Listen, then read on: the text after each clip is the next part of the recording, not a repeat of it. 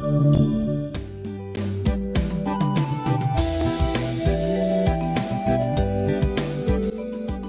teruskan kepada pengenalan. Setiap suku kaum atau etnik di Malaysia pasti mempunyai budaya masing-masing. Jenis budaya terbahagi kepada dua, yaitu budaya material dan budaya non-material. Budaya material ialah alat, mesin, senjata, perhiasan, gambar keagamaan, dan lain-lain yang digunakan dan dihasilkan oleh manusia. Produk budaya material menurut ahli arkeologi adalah artifak. Budaya non-material pula ialah cara berpikir dan sistem kepercayaan setiap budaya. Budaya non-material juga dapat didefinisikan sebagai ciptaan abstrak yang turun-temurun dari generasi ke generasi. Berdasarkan topik yang telah diberikan, kumpulan kami telah memilih suku kaum atau etnik Bumi Putra Sabah, yaitu suku kaum Bajau. Suku kaum Bajau merupakan salah satu etnik terbesar selepas suku kaum Dusun dan Murud. Suku kaum ini adalah sebuah etnik atau anak negeri yang menduduki negeri di bawah Bayu ini lebih kurang 900 tahun lalu. Istilah Bajau adalah gabungan daripada dua imbuhan, yaitu Ba dan kata dasar Jau bermaksud jauh, adalah lahir daripada masyarakat etnik itu tersendiri. Suku kaum Bajau ini terbahagi kepada dua, yaitu Bajau Pantai Barat dan Bajau Pantai Timur. Bagi Bajau Pantai Barat menetap di kawasan Tabelut, Papar, Pitas, Tamarudu, dan Tuaran. Manakala Bajau Pantai Timur pula menetap di Sempurna, Sandakan, Tuna, dan Lahad Datu. Walaupun datang daripada suku kaum yang sama, namun terdapat beberapa perbezaan di antara Bajau Pantai Barat dan Bajau Pantai Timur, khususnya di daerah Sempurna dan Lahad Datu, yaitu dari segi pertuturan, adat resam, pakaian tradisi, dan budaya hidup amatlah berbeza. Selain itu, setiap suku Bajau tersebut juga memiliki dialek yang berbeza disebabkan terpisah oleh kedudukan geografi. Masyarakat Bajau khususnya di daerah Sempurna terkenal dengan kegiatan penangkapan hasil laut sehingga mendapat gelar istimewa Sea Gypsies, Panglima Laut, dan Pelayar Terunggul, manakala masyarakat Bajau Pantai Barat ramai yang terlibat dengan kegiatan pertanian sawah padi, pakar dalam pembuatan parang, serta berkemahiran dalam menunggang kuda sehingga dikenali sebagai Cowboy of the East, khususnya Bajau yang berasal daripada kota Belut dan Tuaran. Budaya material adalah budaya yang merujuk kepada semua ciptaan masyarakat yang nyata dan konkret.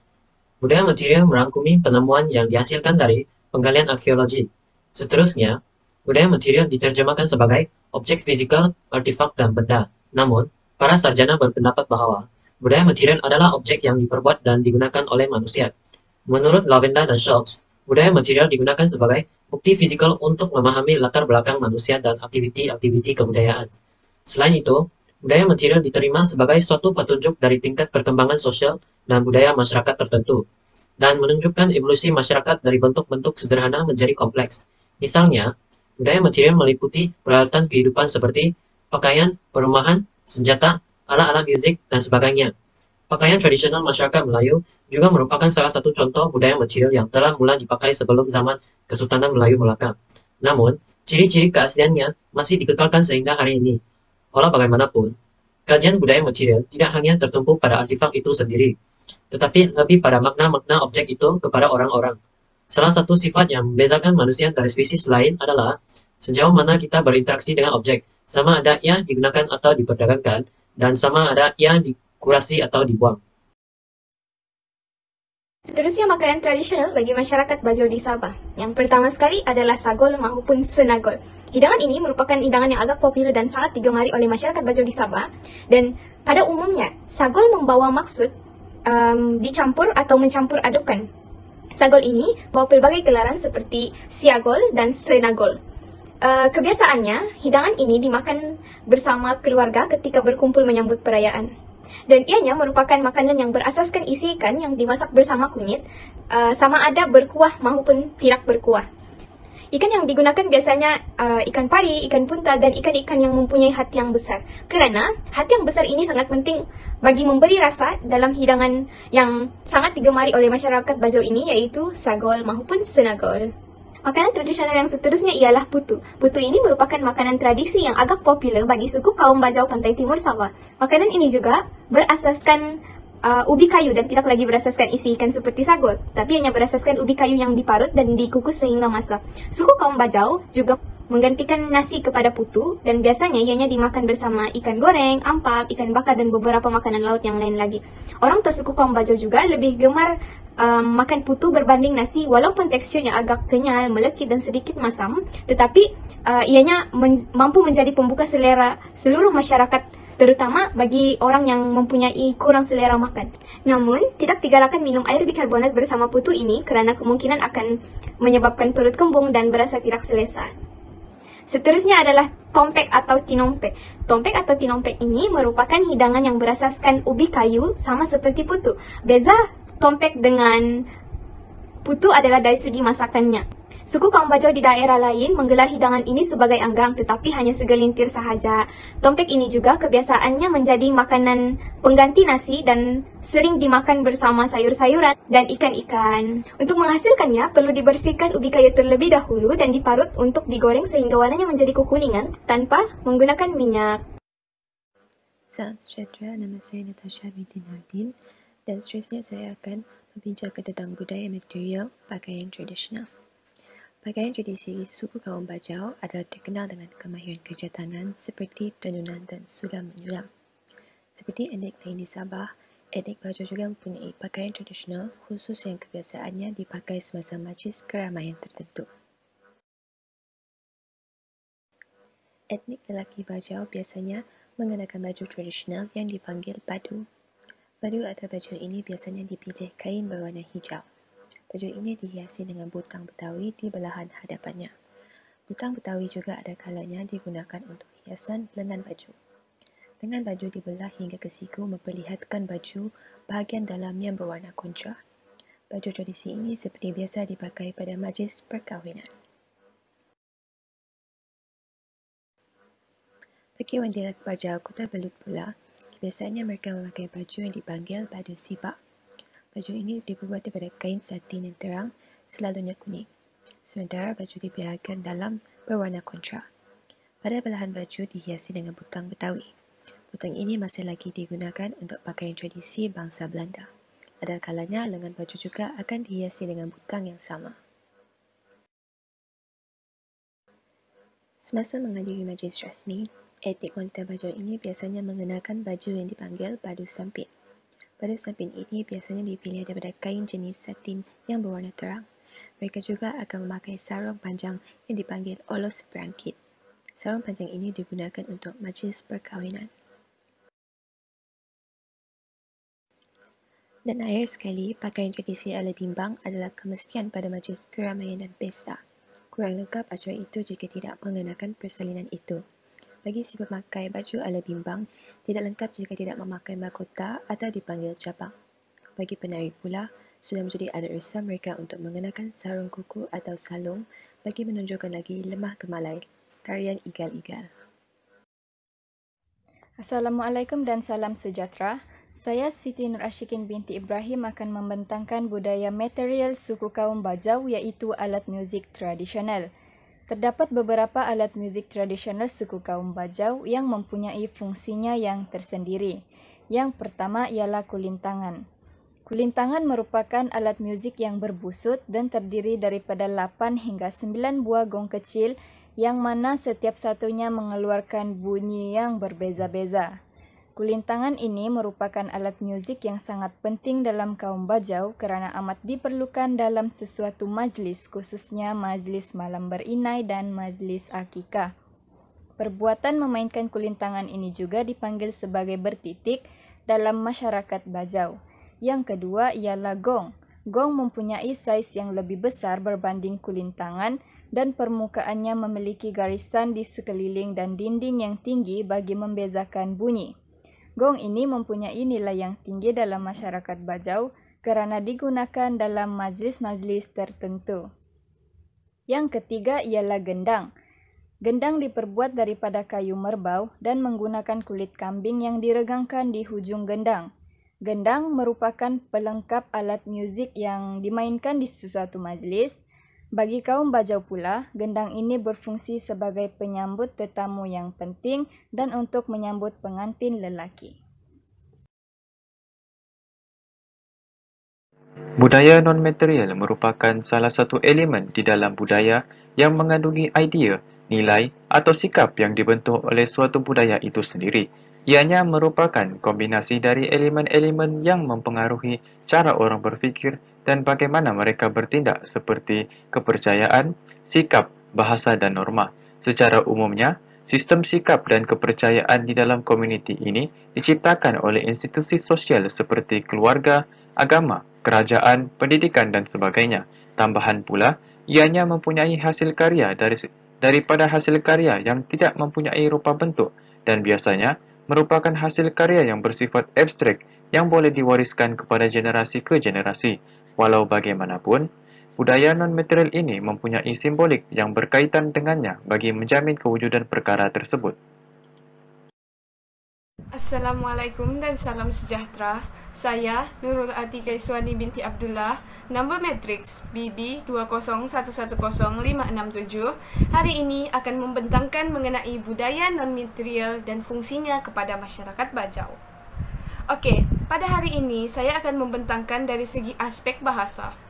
Seperti yang kita ketahui, bahasa mempunyai keterikatan dengan budaya dan ia juga mempunyai fungsi yang pelbagai.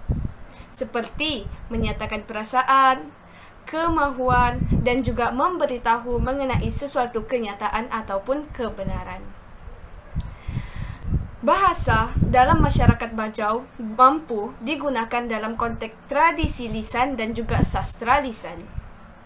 Sebagai contoh, lagu Kalang Sama, iaitu lagu masyarakat Bajau yang menceritakan mengenai situasi bahasa dalam rumah penyanyi lagu ini, iaitu si suami dan juga isteri.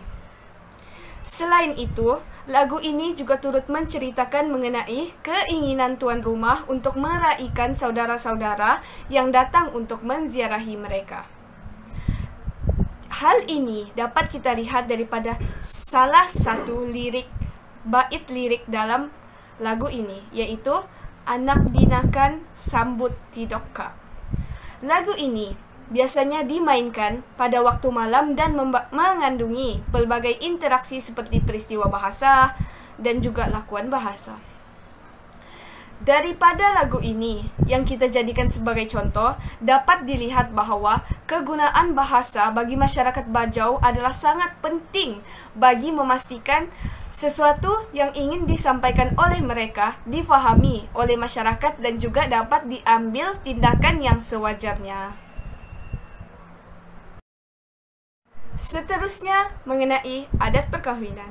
Sebelum kita meneliti lebih lanjut mengenai adat perkahwinan kaum masyarakat Bajau, mari kita telusuri apa itu yang dimaksudkan dengan perkahwinan. Perkahwinan ialah satu pengiktirafan ataupun penyatuan hubungan antara lelaki dan perempuan. Tambahan pula, kaum Bajau merupakan kaum pribumi Sabah yang kedua terbesar selepas kaum Kadazan ataupun Dusun. Terdapat beberapa contoh dalam adat perkahwinan Bajau seperti meminang yang dikenali sebagai mendoh, berian iaitu barian, dan juga majlis nikah. Semasa proses peminangan, proses risikan akan dilakukan. Proses ini dikenali sebagai tilau-tilau idaan. Dalam proses ini, ia amat penting untuk dilakukan bagi mengetahui mengenai budi bahasa sesuatu keluarga, mengetahui mengenai status anak gadis yang ingin dirisik, dan juga sebagainya. Jika proses risikan ini diterima dan juga lamaran daripada pihak lelaki diterima, maka proses mengatur penongot, iaitu proses mengatur atau menentukan segala hal-hal yang berkaitan dengan perkahwinan seperti berian, mahar perkahwinan, tempoh pertunangan akan dilakukan. Tempoh pertunangan bagi masyarakat Bajau, iaitu lelaki dan perempuan yang ingin melangsungkan perkahwinan, ialah selama 6 bulan hingga ke setahun. Oleh itu, dapat dilihat bahawa masyarakat Bajau sangat mementingkan adat perkahwinan kerana mereka beranggapan bahawa perkahwinan mesti dilakukan dengan teliti dan tidak sambil lewah, mengikut adat dan turun-temurun daripada nenek moyang. Jika ia dilakukan dengan teliti, maka perkahwinan itu akan berjalan lancar dan mendapat restu daripada semua orang. Kepercayaan amalan mengombor dalam etnik Bajau yang berkampung di pantai timur Sabah iaitu daerah sempurna, mempunyai perseptif sosial budaya Bajau sempurna, perseptif hukum Islam dan amalan mengombor antara pengekalan atau perubahan. Amalan mengombor terperseptif sosial budaya Bajau sempurna adalah kepercayaan terhadap animisme berkaitan dengan semangat, roh, jin dan makhluk halus. Amalan ini berasal daripada perkataan ombo iaitu istilah bahasa Bajau sempurna dan seterusnya dikenali sebagai mengombor yang mempunyai kepercayaan terhadap pemujaan roh leluhur nenek moyang yang bertujuan memohon rahmat dan kesejahteraan hidup. Mengombor adalah ritual yang diperturunkan dan dikenali sebagai jin yang menjadi pewaris rasmi langkapan iaitu barang pusaka atau barang warisan daripada nenek moyang yang diturunkan kepada generasi seterusnya. Upacara ritual ini melibatkan masyarakat yang memelihara jin yang dilakukan pada setiap tahun, dilaksanakan oleh semua ahli keluarga. Persiapan bahan seperti kain putih yang panjang kira-kira 5 meter, kain kuning kemenyan, perasapan iaitu bekas untuk meletakkan bara api, minyak wangi, cap air mata, ruyung, mayang pinang, 1 gelas air dan beras kuning.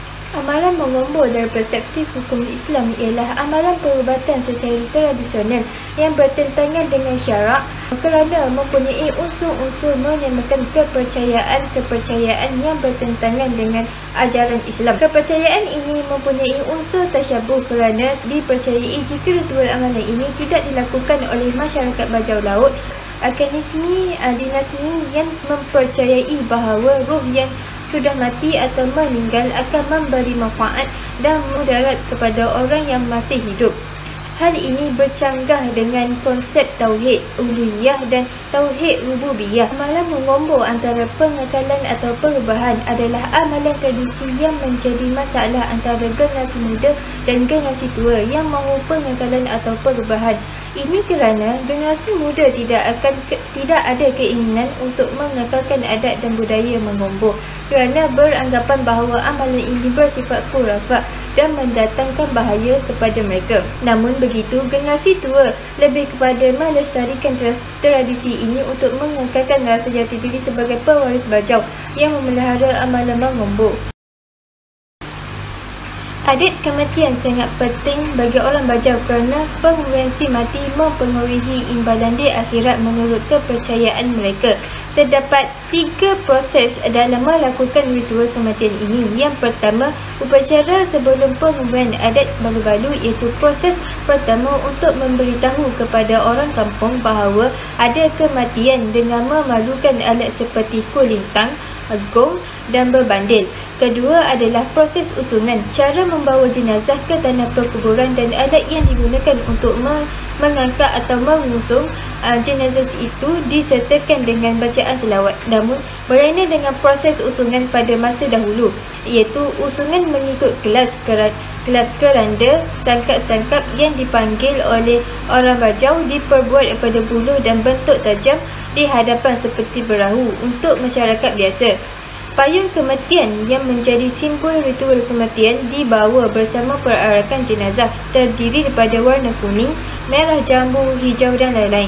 Bakai-bakian itu iaitu tempat tidur seperti rehana iaitu tikar dan dihidangkan bersama makan minum yang perlu disediakan untuk si mati kerana dipercayai roh orang mati akan pulang selama 7 hari. Dalam upacara semasa penguburan ini, dinding hali iaitu kayu yang dimasukkan ke dalam liang lahat yang berkedudukan sengit berperanan untuk menjadi bantal atau tempat yang boleh menampung jenazah. Seterusnya, jenazah lelaki diazankan dan jenazah perempuan diikamatkan kerana pada awalnya manusia lahir diazan atau diikamatkan. Begitu juga ketika meninggal dunia yang akan kembali ke rahmatullah. Selain itu, gong memainkan peranan yang memberi isyarat bahawa jenazah sedang dikeluarkan dari rumah dan akhir sekali 3 genggam tanah yang diambil dan dihamburkan ke kawasan pengkuburan mayat. dan diikuti siraman air 9 iaitu lebihan air mandi jenazah serta diakhiri dengan bacaan doa. Upacara yang dilakukan selepas pengebumian adalah menjaga-jaga yang bertujuan mayat tersebut dijaga bagi mengelakkan musibah yang tidak diinginkan serta amalan ini untuk diberikan sedekah kepada si mati melalui bacaan Al-Quran. Pelaksanaan kenduri dilakukan selama 3, 7, 20, 40 dan ke 100 hari untuk memberi perhargaan terhadap apa yang dilakukan oleh si mati ketika hidup. Terakhir adalah kangkang laut yang menyerupai kuda dan biawak berbadan panjang yang menyebabkan kubur berlubang di bahagian atas dan perkara pelik berlaku di tanah perkuburan membuatkan masyarakat Bajau menjaga kubur untuk beberapa hari. Elemen-elemen kepercayaan yang terdapat dalam adat kematian adalah perasapan, tidak dibenarkan membasuh kain dan membakar ikan, bermakan-makan, air 7 telaga, kebebasan untuk berduka, mitos bubur labu merah dan anusi iaitu mencebok. Okey, seterusnya ialah adat kelahiran. Adat kelahiran di kalangan masyarakat suku kaum Bajau dikategorikan sebagai 3 peringkat, iaitu adat sewaktu mengandung, semasa bersalin dan selepas bersalin. Adat sewaktu mengandung lebih tertumpu kepada adat-adat penjagaan ibu dan kandungannya serta amalan yang dilakukan agar mudah bersalin.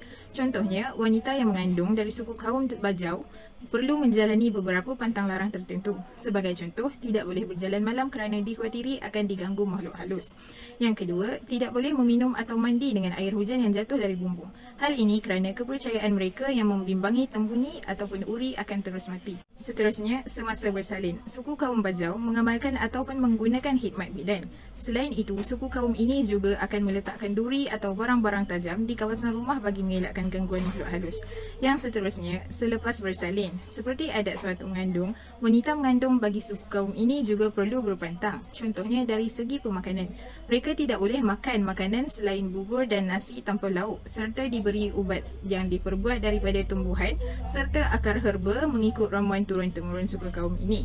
Di samping itu, mereka juga diharuskan memakai sarung berwarna gelap ataupun hitam kerana dipercayai warna terang tidak baik untuk kesihatan mata bayi. Budaya dan material yang terakhir ialah pantang larang. Seperti yang kita sedia maklum, pantang larang berasal daripada harta pusaka nenek moyang sesuatu kaum ataupun masyarakat itu sendiri. Budaya ini diwujudkan untuk memberi pengajaran dalam hidup masyarakat itu sendiri. Terdapat pelbagai pantang larang yang wujud di dalam masyarakat suku kaum Bajau ini. Sebagai contoh, larangan makan sisa anak. Hal ini kerana dibimbangi anak itu akan keras kepala dan tidak mendengar kata. Yang kedua, larangan memotong kuku pada waktu malam di mana ia membawa maksud akan kematian ahli keluarga. Yang ketiga, larangan duduk di tangga. Hal ini kerana suku kaum ini mempercayai bahawa ia akan menyebabkan jodoh seseorang itu lambat. Yang keempat ialah larangan menggunakan pinggan mangkuk yang retak di mana ia membimbangi akan mendapat pasangan yang tidak sempurna. Dan yang terakhir ialah larangan menggunakan cermin pada waktu malam. Hal ini kerana pantang larang ini membawa maksud jika berbuat demikian, masyarakat ataupun suku kaum itu akan hilang seri wajah.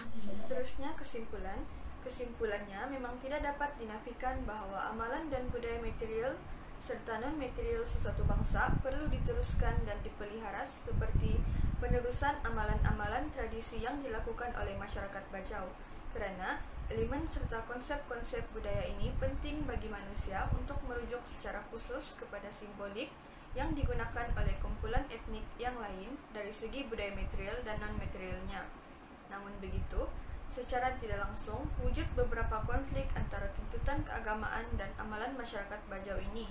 Tetapi, hal ini telah dilestarikan oleh beberapa pihak yang bertanggungjawab demi menjaga kebaikan masyarakat itu sendiri. Akhir sekali, penerimaan sesuatu budaya secara membuta tuli tanpa melakukan analisis bukti bukanlah sesuatu tindakan yang bijak. Begitu juga sebaliknya, penolakan asli segala unsur asing tanpa pemeriksaan dan penelitian rapi hanya akan merugikan masyarakat jika terdapat nilai positif dan baik sahaja. Oleh itu, budaya ini menjadi kewajaran kepada semua masyarakat khususnya Bajau agar budaya ini menjadi seperti pepatah yang baik dijadikan teladan dan yang buruk dijadikan sempadan.